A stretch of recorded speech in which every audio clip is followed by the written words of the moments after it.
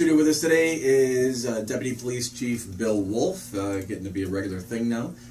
Chief Svoboda off this morning here anyway, and we don't have a show next Friday. Is that right, Derek? That is correct. Right. Yeah. So but Chief Svoboda will be back for the next show. He had some family things to deal with today, but he'll definitely be back. Yeah. He's the chief. Yeah. Yeah. I don't know who questions him. Not Stagel? me. Mayor Captain? I mean, right? That's who he has to answer to, not us, and not certainly you, right? Right. Exactly. Not us. Not us. Tough week.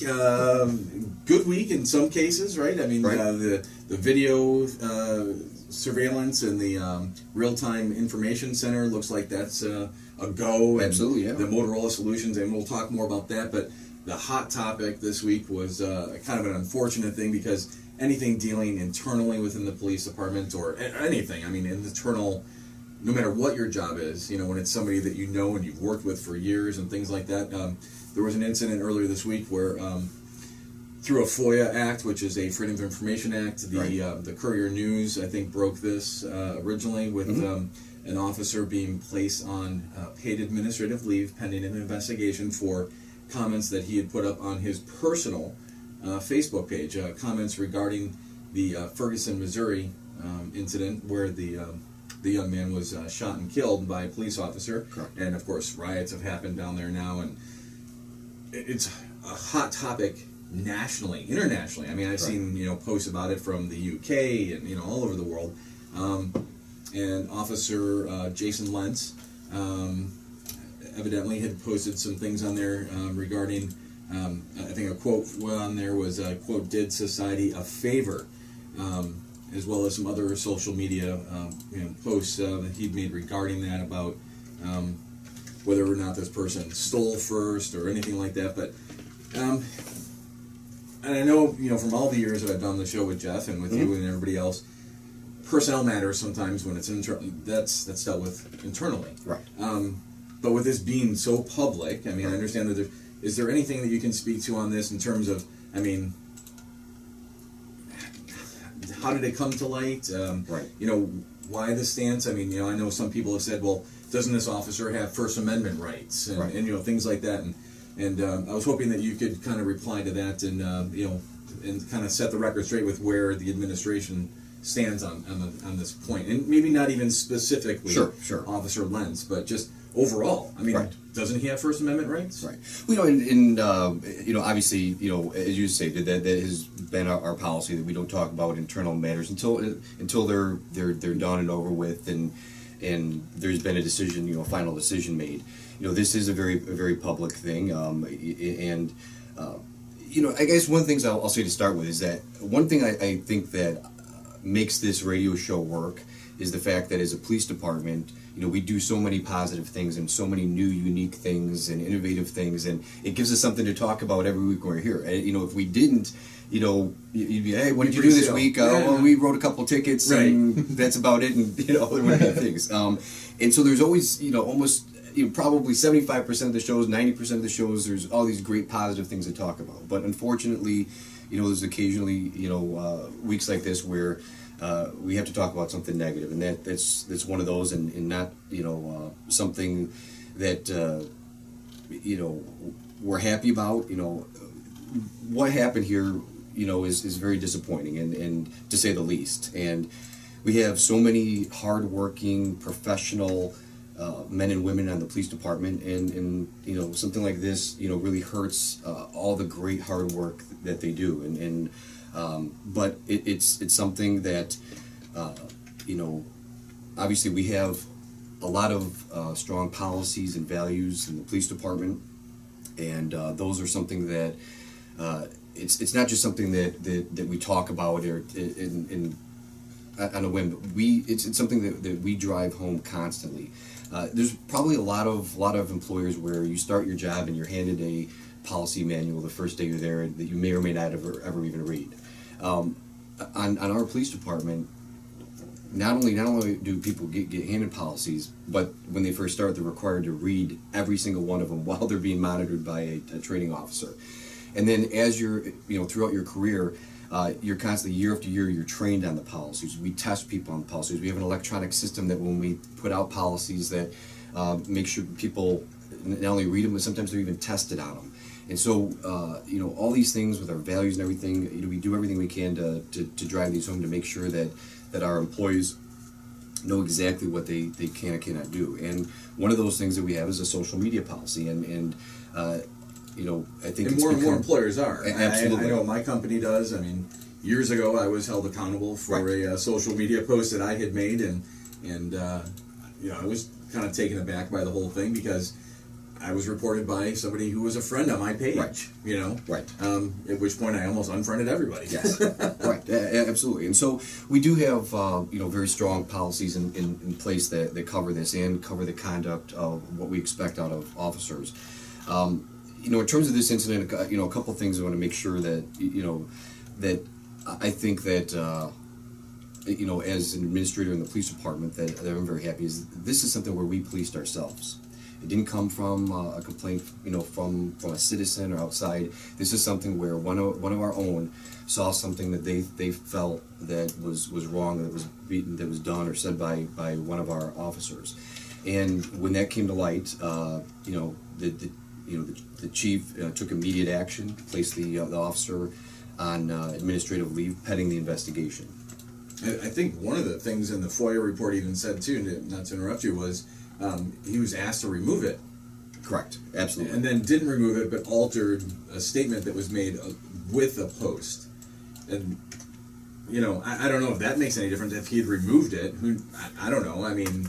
Well, I think the thing that's important there, in terms of the details, in terms of what happened in the case, that's something that, we can talk about after it's done. But yeah, we did take immediate action, not only just, in terms of the action of placing the officer on administrative leave, but also making sure that the post was removed, and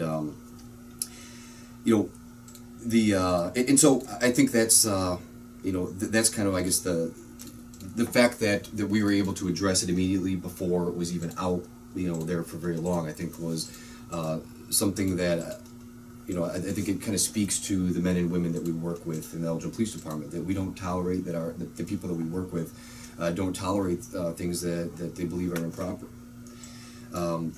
In terms of this entire situation is brought up a lot of debate. When you brought up First Amendment, and I just happened to be out in a public location last night, and I was in plain clothes, and there's some people around me didn't know I was a member of the Elgin Police Department, and they were talking about it. They saw it in the paper, and they were having this debate about, well, doesn't a police officer have First Amendment rights? Can't they say whatever they want? And other people said, no, a police officer it can't. And the fact of the matter is that we do. It's one of the great rights we have as American citizens, is that we do have freedom of speech. But as you know, that freedom of speech has limits. It has consequences. And has consequences. I mean, for example, right now, talking on the radio, there are certain things we can't say in the radio. We can't, use obscenities and things like that. And if we do, there's going to be consequences for what we do. I can say it. Right. You can say it, and you may not be arrested or jailed or anything else. Right. But you're going to be beheaded, or yeah. There's going to be consequences. Just like, if, on the extreme, there's other things you in terms of speech that you could be jailed for. If you walked into a crowded auditorium and yelled fire, that's not something that you can say. If you talk about a bomb on a plane, you're there are limits to our right to free speech, and one of those is in the workplace. And in particularly, as a police officer, it's vital that we have the trust of the public. It's vital that we're able to testify in court and in a manner that doesn't lead us to any biases or things like that. And if that is gone, we're not able to perform properly as police officers. Take us through what will happen next now for the officer, or any, even in general. Right. So if someone is placed on paid administrative leave, what are the next steps? And what's the difference with being placed on paid administrative leave? And I guess maybe could he have been placed on just leave where he wasn't getting paid? Or are there differences? There are differences. And one thing that I think that's we need to make sure that people are aware of is that in Illinois there's a law called the Uniform Officers Disciplinary Act. And that includes a Bill of Rights for police officers. And so when there's disciplinary situations or investigations involving police officers, there's specific rules and procedures that we have to follow. There's due process that has to occur during these procedures. And so, when people say, well, why haven't you made a decision yet? Why isn't this being dealt with? There's some kind of final outcome. And it's because we have to follow this act and go through these procedures. And well, why is discipline for a police officer different than any other citizen? Well, one of the things that's unique, and I'm assuming when our legislature made these laws, is one of the things behind them is that as police officers, one of the things that we're charged with is at times taking people's rights away from them by the power of arrest, or in extreme cases, we're allowed to use force, and in some cases deadly force. And so, as a police officer, out there with the power of arrest, when people get arrested, they're generally not happy about it. And so it's not uncommon for people, you're unhappy that you got arrested, to complain, make a complaint about an officer, and so to at least make sure the that officer's protection, right, there's these rules in places to make sure that if a police officer does something wrong, that it's handled in a way that ensures that there's due process. And Bill Wolf arrested me, and I'd like to complain that he called me all kinds of names. Right. And they place you on unpaid leave, or they fire you. Right. Without any process in place. Right. Now you've got an issue with it. Exactly. Yeah. Right. And so that's what it's there. And it's not there to protect officers that are out there rogue or doing things wrong. It sets up a due process to make sure that things are handled. The premise of our country is that somebody is innocent until proven guilty, and so that's kind of the premise here, just to make sure that if somebody does something wrong, that there's good evidence in place to support the action that takes place, and that's the situation here. And so with this, there's the officer has to be formally served charges indicating what they're being disciplined for, potentially disciplined for. They're actually read their rights under the Disciplinary Act. They're allowed to have counsel and union representation. We have a procedure where we actually do a formal interrogation of the officer, and that is to be set up through their with their attorney and everything. That takes some time, and then and then at some point when all of that is done, then they're afforded a what's called a pre-deprivation hearing, where they go to in front of the chief and are allowed to discuss the mitigating circumstances involved in their actual situation. So who will sit over who will place judgment? Are there a number of command staff? Is there a city council member? I don't know. Well, in our system in the city is that we have the city has an Office of Professional Standards, and that's who's going to be heading this investigation, or who is heading this investigation. And they'll do the investigation, and they will come up with a determination of whether or not they believe the officer violated the department's policies, procedures, things like that. And then after that, a determination of the actual discipline will be made by the command staff and ultimately the chief. And the final decision lies with the city manager, who will make the determination whether or not that the discipline that's being recommended by the department fits the crime, so to speak. Exactly. Yeah. Right. Yeah. Not always fun stuff to deal with, right? No. I mean, and it's not always, hey, great job on this and great job on that. I mean, if you can't take the bad with the good. Right. Absolutely. And again, we're very proud of our police department. We're very proud of the relationships that we have with the community in Elgin, and and I really feel bad for our officers when something like this is made public, and it just hurts all the great and that hard work that they do every day. That's part of the thing, right? I mean, I did a search last night because my wife and I were talking about this, and I asked her if she had seen or heard anything about it, and she hadn't. So I went to a search engine, and it's all over the world. Right. And the story is all over. I mean, I saw press releases from Georgia, from the state of Georgia on this, or not press, but the story was carried there. There was a story on it out of the United Kingdom, out of Britain, right, where it was covered, and now, you read the headline, Elgin officer suspended for remarks made, regarding this, and that's all you see. And so now they're looking at, it could potentially, right, being looked at as, oh, well, the Elgin Police Department feels this way. Right. And that's absolutely, as you know, that's absolutely so far from the truth. And, we have so many good men and women that work for us, and I want to, personally ensure that our community, that we do have a very, professional,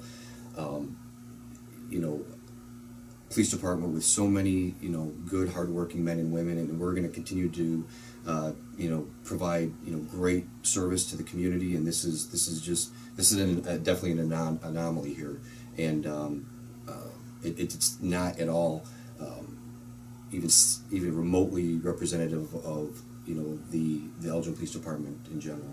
The views and opinions expressed on this show are not necessarily those of like the precursor for everything that you ever hear and see on the radio when it's a paid advertisement or whatever. Yeah, so we only have a couple of minutes left, and I thank you for addressing that as best as you can, and more to come on that. I'm sure we'll have follow up on that eventually. Mm-hmm. In the next couple of minutes, maybe if you could talk a little bit about the City Council move forward with an agreement for Motorola Solutions for the purchase of the real-time information center / video management system, forking over $159,000. Yeah, well, a couple things here, and this is again There's one grant of those, money too, though. Yes. Well, actually, this is drug asset forfeiture money. Oh, okay. And so, anytime that we can use drug dealer money to fund new initiatives in the police department, we That's love a good it. thing. Yeah, exactly. So, and so this is one of those great positive things, innovative things that we generally is the main topic for our shows, and so most weeks, and this is a lot of great work from our technical investigation unit that has been working with Motorola to get this pushed through. And so what the system is called is a real-time information center, and basically it's one of the main cores behind it is video. And what we plan to do is take all of the different video assets in the city and put them into one spot. And so, anybody in the city that has access to this server will be able to instantly see any camera in the city that may be useful to them. So right now we've got cameras in the center, we've got cameras at Festival Park, we've got cameras in the parking deck, we've got all over the dam. Yeah. Sure. Yeah. And so, but the problem is they all have their own individual, video recorders, and they're kind of all independent systems, and they're not all tied together. So that's one of the things that this system does, is it ties all that in together. And so as we expand and get more video, one of our hopes is to eventually be able to have personnel, maybe civilian personnel or officers that are on light duty, be able to actually patrol the city from these cameras. And in a perfect example is, and I think it was given during the council meeting, is that one of our cameras that overlooks the area where the dam was, we had a call of somebody that was in trouble going over the dam, and within seconds, one of our officers from our technical investigation unit was on the camera and immediately was radioing to the police and fire officers that were responding that, no, there's nobody in trouble, slow down. It actually was a jet skier out there just having a good old time and was not in trouble at all. And so, instead of having people driving at high rates of speed to get there to save this person, they were able to slow down, and it made the whole situation safer. And so, other situations where we may have crimes in progress or things like that, we'll be able to potentially get on these cameras immediately and be able to see what's going on, and hopefully solve some more cases. Because in fact, with the video assets we have now, there's been a number of cases that have been made through video that we have. The other side of this is that we're starting to push our public-private partnerships, where we have businesses that want to give access to their cameras to us, and this system will allow all those cameras to kind of be aggregated into one area where we can see all these cameras. We already have one business that's on board, and we're getting their camera feeds, and hopefully that'll continue. The other side of it is also in terms of real-time information centers. There's a lot of other information that can be piped into this one system. So, for example, all of our call for service. It'll plot on there where all of our officers are on a map, where the calls are, so you can instantly see where the calls are in relation to where we have cameras. It'll potentially start showing us information about crime patterns and things like that. So we can have that information at the tips of officers responding to things, so they know ahead of time what they're getting into. And so it's I think it's going to be a great system, and we're going to hopefully grow with it and continue to expand. And I think it's going to be a great new crime fighting tool for us. And also, I think that's nice about this system is that it allows people from other departments in the city to get good information too. So, for example, there may be during a snowstorm, the snow command from Public Works may want to look at a camera to see, hey, is there a lot of snow in a particular area, or is there a bridge ice over, or things like that. And so we're hoping it's going to be a great asset for the entire city. What's the ETA on this rolling out? Because I know it's in beta version right now. You guys have, right? Yep. Where you've been kind of testing it and stuff like that. But when will it unveil, or when will it be in full force? Well, as you know, our process with the council is that there's the initial approval with the council or the committee as a whole, and then after that it goes for the final council vote. Okay. So the next council meeting would be the very final decision, and so we'll have to wait for that final So that could vote. be as early as Wednesday. Right. Right. Yes. Wednesday. And like you said, the system, we already have a trial beta version that's up and running, and so. Basically, it's going to be kind of just making that more of a permanent version, and so it'll be some parts of it will be up immediately as soon as it gets approved from the council. That's very cool. All right, Deputy Chief Wolf, thanks for answering the tough questions today and some of the good questions. Yeah, and, absolutely. Like you said, it's not always the good stuff. It's sometimes there's the bad stuff, and appreciate your openness on what you were able to discuss with. Well, and I think that's important is that we've always not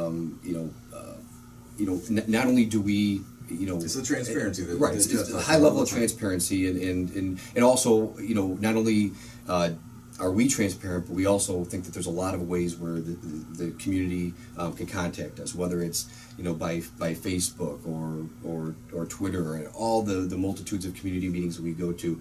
The Chiefs monthly meeting are the walks, the walk and talks, exactly. And so that's one of the things that's kind of a core of who we are, and will continue to be. Right. Well, thank you very much. You have a great weekend. You too. And it's supposed to be nice and warm. This kid's going to be in Oregon watching the Michigan State game. So. Nice. It's 98 degrees there. So yeah, Bears Bears opening day Sunday. Sunday. Yeah, looking forward to. Yeah, I made sure I'd be back for that. Don't take the red eye, so I can just watch football on Sunday. Nice, yeah. Worked out. Sounds like a great day. Have a great weekend. You too. Thanks, bro. All right, thanks. You're listening to M1410 WRMN In Elgin.